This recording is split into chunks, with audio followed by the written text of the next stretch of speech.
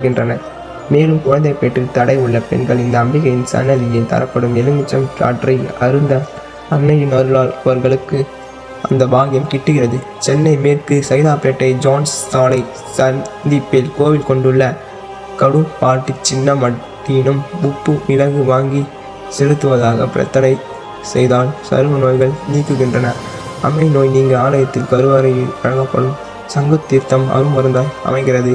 திருக்கருகாவூரில் அருளும் கற்பரச்சாம்பிகை கர்ப்பப்பை சம்பந்தப்பட்ட பிணிகளை நீக்கிறார். தூத்துக்குடி வசவபுரத்தில் அலங்கார செல்வி அம்மன் அருள் பாலிக்கிறாள். கனவு தொல்லைகளால் பாதிக்கப்பட்டவர்கள் இந்த அன்னையை தரிசித்து அதிலிருந்து விடுபடுகின்றனர். மூலாஸ்தானத்தில் மாரி காளி என இரு அம்பிகைகள் வீட்டிருந்தாலும் நீலகிரி மாவட்டம் உதகையில் உள்ள சந்தைக்கடை மாரியம்மன் கோவில் கண் நோய்களையும் கொடிய நோய்களையும் இந்த இரட்டை அம்பிகை தீர்க்கிறார்கள்.